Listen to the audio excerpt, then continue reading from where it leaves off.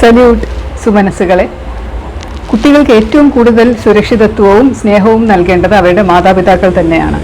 ചെറുപ്പകാലത്ത് അത് നഷ്ടമാകുന്ന കുട്ടികളാണ് വളർന്നു വരുമ്പോൾ മാനസിക വിഭ്രാന്തികൾ കാണിക്കുന്നതും മാനസിക രോഗങ്ങൾക്ക് അടിമകളാകുന്നതും. ഇതിന് പല ഉദാഹരണങ്ങളും ഞാൻ എൻ്റെ സർവീസ് കാലയളവിൽ കണ്ടിട്ടുണ്ട്. അതിൻ്റെ ആദ്യത്തെ ഒരു കഥയാണ് ഇപ്പോൾ പറയുന്നത്. ഒരു മലയാളി കുടുംബമാണ്. അമ്മ നേഴ്സാണ്, അച്ഛൻ ഒരു പാസ്റ്ററാണ്. 3 പെൺകുട്ടികളുള്ളതിൽ മൂത്ത കുട്ടിയെ ഏകദേശം 6 or 7 വയസ്സായപ്പോൾ തൊട്ട് പിതാവ് ലൈംഗികമായിട്ട് ഉപദ്രവിക്കുന്നുണ്ടായിരുന്നു. ആ കുട്ടിയെ ചെയ്തിരുന്നത് ബൈബിൾ പഠിപ്പിക്കുകയാണെന്ന് പറഞ്ഞ് രാത്രിയിൽ അമ്മ നൈറ്റ് ഡ്യൂട്ടിക്ക് പോകുമ്പോൾ വിളിച്ചു വരുത്തും മുറിയിൽ. എന്നിട്ട് ബൈബിൾ പഠനം എന്ന് പറഞ്ഞ് ബൈബിളിൻ്റെ പഴയ നിയമത്തിലുള്ള ഒരു പഴയ കഥ, വംശം നിലനിന്ന് പോകാൻ വേണ്ടി വംശനാശം സംഭവിച്ച ഒരു സമയത്ത് ഒരു പിതാവ് പുത്രിമാരുമായിട്ട് ശയിച്ച് കുഞ്ഞുങ്ങളെ ഉണ്ടാക്കിയ കഥ പറഞ്ഞു കൊടുത്തുകൊണ്ട്, അത് വേദപുസ്തകത്തിൽ പറയുന്നതായതുകൊണ്ട് എല്ലാ കുട്ടികളും അനുസരിക്കണം, എല്ലാ വീട്ടിലെയും അച്ഛന്മാർ ഇത് കുഞ്ഞുങ്ങളെ ചെയ്യുന്നതാണ് എന്ന് പറഞ്ഞായിരുന്നു കുട്ടി ഉപദ്രവിച്ചുകൊണ്ടിരുന്നത്. ഒരു ദിവസം ഈ കുട്ടി സ്കൂളിൽ തലകറങ്ങി വീഴുകയും അതിനെ പരിശോധിച്ച ടീച്ചർമാരും ഡോക്ടർമാരെയൊക്കെ വിളിച്ചു വരുത്തി പരിശോധിച്ചപ്പോൾ ഈ കുട്ടി ക്രൂരമായ ലൈംഗിക പീഡനത്തിന് മാത്രമല്ല ശാരീരിക പീഡനത്തിനും ഇരയായിട്ടുണ്ട് എന്ന് കണ്ടുപിടിച്ച് ടീച്ചർമാർ തന്നെ പോലീസിനെ വിവരം അറിയിച്ച് അതിൻ്റെ അമ്മ അപ്പോഴാണ് അത് അറിയുന്നത്. കാരണം അവരെപ്പോഴും ജോലിയാണ്, രാവിലെയും ഉച്ചയ്ക്കും വൈകിട്ടും ഒക്കെ ഡ്യൂട്ടിക്ക് പോകുന്ന ഒരു ലേഡിയാണ്. അമേരിക്കൻ പോലീസ് കേസെടുത്ത് ഇയാളെ കോടതിയിൽ ഹാജരാക്കി ജയിലിൽ അടയ്ക്കുകയും ഇയാളുടെ ഒരു വനിതാ സുഹൃത്ത് ഒരുപാട് കാശ് കെട്ടിവെച്ച് ഇയാളെ ജാമ്യത്തിലിറക്കുകയും ചെയ്തു. കുട്ടിയെ പറഞ്ഞ് പേടിപ്പിച്ചിട്ടുണ്ടായിരുന്നു, ആരോടെങ്കിലും ഈ വിവരം പറഞ്ഞാൽ നിന്നെ ഞാൻ നല്ലപോലെ ശിക്ഷിക്കുമെന്ന്. അപ്പോൾ ആ വാശിയുടെ പുറത്ത് ജാമ്യത്തിലിറങ്ങിയ ആള് കുട്ടിയെ സ്കൂളിൽ നിന്ന് തട്ടിക്കൊണ്ടുപോയി തിരുവനന്തപുരത്തേക്ക് കൊണ്ടുവന്ന്, കാരണം വനിതാ സുഹൃത്തും കൂടെ ഉണ്ടായിരുന്നു, അവരുടെ വീട് തിരുവനന്തപുരത്തായിരുന്നു. തിരുവനന്തപുരത്ത് കൊണ്ടുവന്ന് ഒരു ഹോട്ടലിൽ കെട്ടിയിട്ട് 3 ദിവസം കഠിനമായിട്ട് പീഡിപ്പിച്ചു. അപ്പോൾ വീട്ടിൽ പോയിരുന്ന വനിതാ സുഹൃത്ത് ഒരു ദിവസം ഹോട്ടലിൽ വന്നപ്പോൾ ഈ കുഞ്ഞിൻ്റെ അവസ്ഥ കണ്ട് കരളലിഞ്ഞ് അതിൻ്റെ അമ്മയെ വിളിച്ച് പറയുകയും പോലീസ് വിവരം അറിയിക്കുകയും ചെയ്തിട്ടാണ് ഒരു FIR രജിസ്റ്റർ ചെയ്യുന്നത്.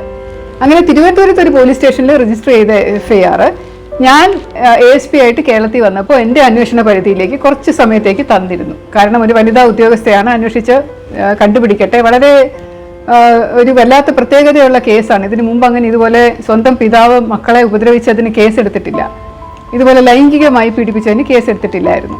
ഇത് ഏകദേശം 34 വർഷങ്ങൾക്ക് മുമ്പുള്ള സംഭവമാണ്.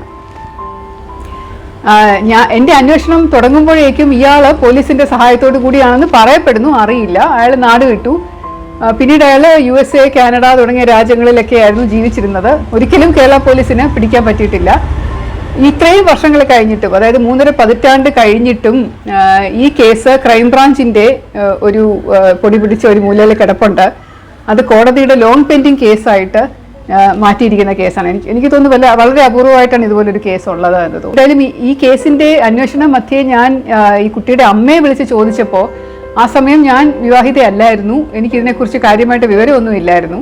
വളരെ ക്രൂരമായ രീതിയിൽ ഞാൻ അമ്മയോട് ചോദ്യങ്ങൾ ചോദിച്ചിട്ടുണ്ട്. അതായത്, നിങ്ങളൊരു അമ്മ എന്ന് പറഞ്ഞിരിക്കാൻ നാണോ ഇല്ലേ? നിങ്ങളുടെ സ്വന്തം കുട്ടിയെ നിങ്ങൾക്ക് സംരക്ഷിച്ചൂടെ?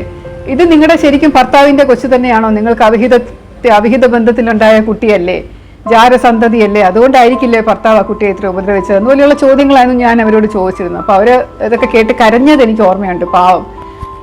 അവർ പറഞ്ഞു, അല്ല, ഇത് അയാളുടെ തന്നെ കുഞ്ഞാണ്, അയാളുടെ സ്വഭാവം ഇങ്ങനെയാണ്, അയാൾക്ക് ഒരിക്കലും ലൈംഗിക സംതൃപ്തി കിട്ടാത്ത ഒരു വ്യക്തിയാണ്, എപ്പോഴും സെക്സ് വേണം എന്ന് പറഞ്ഞ് നിൽക്കുന്ന ഒരാളാണ്. അയാൾക്ക് ഒരുപാട് വനിതാ സുഹൃത്തുക്കൾ ഉണ്ടായിരുന്നു, അവരുമൊക്കെ ആയിട്ട് അയാൾക്ക് ശാരീരിക ബന്ധമുണ്ടായിരുന്നു. ഉപദ്രവം സഹിക്കാൻ വയ്യാതെയാണ് ഞാൻ രാത്രിയിലും ഡ്യൂട്ടി എടുക്കാൻ പോയിക്കൊണ്ടിരുന്നത് എന്നൊക്കെയുള്ള കഥകളാണ് അവർ പറഞ്ഞത്. കുട്ടിയുടെ കാര്യമായിരുന്നു ഏറെ കഷ്ടം.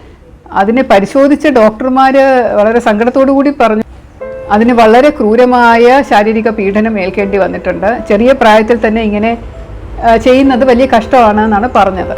അപ്പോൾ ഇതിൻ്റെ ഈ കുട്ടിയുടെ അച്ഛൻ ഇതിൻ്റെ പാസ്പോർട്ടും എടുത്തുകൊണ്ടാണ് കടന്നു കളഞ്ഞത്. അതുകൊണ്ട് ഇതിന് തിരിച്ച് അമ്മയുടെ കൂടെ അമേരിക്കയിലേക്ക് പോകാൻ പറ്റാത്ത ഒരു സാഹചര്യം വന്നപ്പോൾ കുറച്ച് നാളത്തേക്ക് കുട്ടിയുടെ സംരക്ഷണത്വം ഞാൻ ഏറ്റെടുത്തിട്ടുണ്ടായിരുന്നു.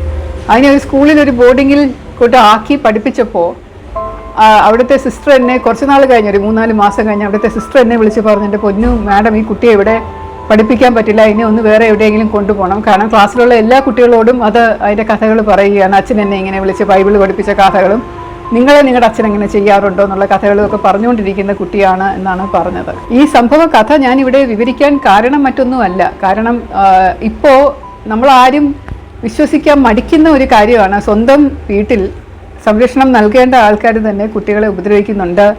അതും വളരെ നല്ല രീതിയിൽ വ്യാപകമായി ചെയ്യപ്പെടുന്നുണ്ട് എന്നുള്ള വസ്തുത. അക്കിത്തത്തിൻ്റെ കവിത വെളിച്ചം ദുഃഖമാണുണ്ണി തപസ്സല്ലോ സുഖപ്രദം എന്ന് പറയുന്നത് ഇതുകൊണ്ടായിരിക്കും. കാരണം നമ്മൾ ഇരുട്ടത്ത് ഒന്നും അറിയാതെ ഇരുന്ന് കഴിഞ്ഞാൽ മനസ്സിന് അത്രയും സമാധാനം. ഇതുപോലെയുള്ള കഥകളൊക്കെ കേൾക്കുമ്പോൾ അതൊക്കെ വെളിച്ചത്ത് വരുമ്പോൾ ആകപ്പാട് എപ്പോഴും മാനസികമായിട്ടുള്ള വിഷമമായിരിക്കും. ഇത് കേരളത്തിൽ തന്നെ ഒരു പ്രത്യേക തരത്തിലുള്ള ഒരു സാഹചര്യം നിലനിൽക്കുന്നുണ്ട്. ഒരു സ്ഥലത്ത്, ഒരു പ്രദേശത്ത് അവിടെയുള്ള കുടുംബങ്ങളിലുള്ള എല്ലാ പെൺമക്കളെയും ഇതുപോലെ കല്യാണം കഴിപ്പിച്ചു വിടുന്നത് തീരെ ചെറിയ പ്രായത്തിലാണ്. പക്ഷെ കല്യാണം കഴിപ്പിച്ച് വിടുന്നതിന് മുമ്പ് ആ കുട്ടിയുടെ ശരീരത്തിലുള്ള അവകാശം അതിൻ്റെ സ്വന്തം പിതാവിനായിരിക്കും എന്നുള്ള ഒരു സംസ്കാരം കേരളത്തിൽ ഞെട്ടിപ്പിക്കണം അവിടെ നിലനിൽക്കുന്നുണ്ട്.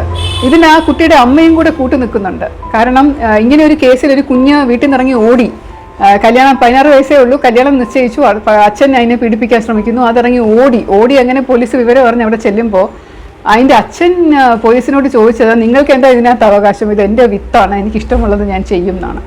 അപ്പോൾ അമ്മയോട് ചോദിച്ചപ്പോൾ അമ്മയും ഇതുപോലെ കുട്ടിക്കാലത്ത് വിവാഹം കഴിച്ചയക്കുന്നതിന് മുമ്പ് സ്വന്തം പിതാവ് തന്നെ ഉപദ്രവിച്ചിട്ടുള്ളതാണ്, പീഡിപ്പിച്ചിട്ടുള്ളതാണ്. അതുകൊണ്ട് എൻ്റെ കുട്ടിയെ ഇങ്ങനെ ചെയ്യുന്നതിൽ തെറ്റില്ല, അംഗീകരിക്കപ്പെട്ട കാര്യമാണെന്നുള്ള മട്ടിലാണ്. അന്നേരം എനിക്ക് മനസ്സിലായില്ലെങ്കിലും പിന്നീട് പല അവസരങ്ങളിൽ എനിക്ക് മനസ്സിലായി, ശാരീരികമായിട്ട് ഇതുപോലെ വൈകൃതമുള്ള പുരുഷന്മാർ ഒരുപാട് പേരുണ്ട്. അതായത് എപ്പോഴും അവരുടെ അവയവം ഉത്തരിച്ചിരിക്കും, ഒരു വിധത്തിലും അവർക്ക് തൃപ്തി കിട്ടില്ല. ഒരു പ്രാവശ്യം സെക്സിൽ ഏർപ്പെട്ട് കഴിഞ്ഞാൽ പിന്നീട് വീണ്ടും ഉടൻ തന്നെ വേണം എന്ന് തോന്നുന്ന ഒരവസ്ഥ. അങ്ങനെയുള്ള സ്ത്രീകളും ഉണ്ടാവും ചിലപ്പോൾ. പക്ഷേ സ്ത്രീകൾ അങ്ങനെ കുറ്റകൃത്യം ചെയ്യുന്നതായിട്ട് അധികം കണ്ടിട്ടില്ല. ചിലപ്പോൾ അവരൊക്കെ ആയിരിക്കും ഇതുപോലെ സെക്സ് വർക്കേഴ്സായിട്ട് പോകുന്നവർ. പക്ഷെ പുരുഷന്മാരുടെ ഇടയിലാണെങ്കിൽ ഇത്തരം ഒരു ശാരീരിക അസുഖമുള്ള ആൾക്കാരാണ് കൊച്ചു കുട്ടികളെയൊക്കെ ഉപദ്രവിക്കുന്നതായിട്ടും ചിലപ്പോൾ മൃഗങ്ങളെ ഉപയോഗിക്കുന്നതായിട്ടും കണ്ടിട്ടുണ്ട്. വീട്ടിൽ വളർത്തുന്ന മൃഗങ്ങളെയും തെരുവിലുള്ള മൃഗങ്ങളെയും ഒക്കെ ഇതുപോലെ ഉപദ്രവിച്ച് അതിൽ നിന്നും സംതൃപ്തി കിട്ടാൻ ശ്രമിക്കുന്ന ആൾക്കാരുണ്ട്. ഇതുപോലെ ഒരാളെ പിന്നീട് ഒരു അവസരത്തിൽ ഞാൻ ജയിലിൽ വെച്ച് കണ്ടുമുട്ടിയപ്പോൾ അയാൾ കാണാൻ വളരെ വളരെ പാവം സൗമ്യനായിട്ടുള്ള ഒരു വ്യക്തിയാണ്. പക്ഷെ ഇങ്ങനെയുള്ള പെൺകുട്ടികളെ ഉപദ്രവിക്കുന്ന സ്വഭാവമുള്ള ആളാണ്, സ്ത്രീകളെ കൊണ്ട് മാത്രം തൃപ്തി കിട്ടില്ല എന്ന് പറഞ്ഞപ്പോൾ ഞാൻ അയാളെ ചോദിച്ചു, നിങ്ങൾക്ക് എന്തിൻ്റെ അസുഖമാണ്, നിങ്ങൾക്ക് നിർത്തിക്കൂടെ? അയാളെ കരഞ്ഞുകൊണ്ട് പറഞ്ഞതാണ്, എങ്ങനെയെങ്കിലും എനിക്കൊന്ന് ചികിത്സിച്ച് മാഡം ഇതിനൊരു പരിഹാരം കണ്ടുപിടിച്ച് തരണം, കാരണം ഇതൊരു അസുഖമാണ് എൻ്റെ എന്നാണ് പറയുന്നത്. പക്ഷേ ആ ജയിലിലുള്ള ആശുപത്രിയിലെ ഡോക്ടർമാരോ മറ്റ് ഡോക്ടർമാരോ നിയമമോ ഒന്നും ഇത് ചികിത്സിക്കാനുള്ള ഒരു വഴി നമുക്ക് പറഞ്ഞു തരുന്നില്ല. ഈ ഒരു സാഹചര്യത്തിലാണ് പലപ്പോഴും ഞാൻ രാസശണ്ഡീകരണത്തെക്കുറിച്ച് ചിന്തിച്ചു പോകാറുള്ളത്. അത് എത്രമാത്രം പ്രായോഗികമാണ്, നമ്മുടെ സമൂഹത്തിൽ അത് വേണോ, അത് കാരണം അത് ഒരു നിയമമാക്കി കഴിഞ്ഞാൽ ചിലപ്പോൾ അതുകൊണ്ട് കുട്ടികളുടെയും സ്ത്രീകളുടെയും പീഡനങ്ങൾ തടയാനാകുമോ എന്നൊക്കെയുള്ള ഒരുപാട് ചിന്ത വന്നിട്ടുണ്ടെങ്കിലും ചിന്തകളും ഒരുപാട് പ്രപ്പോസൽസ് കൊടുത്തിട്ടുണ്ടെങ്കിലും ഇതൊന്നും യാഥാർത്ഥ്യമായിട്ടില്ല. അതുകൊണ്ട് ഇപ്പോഴും അത് തുടരുകയാണ്.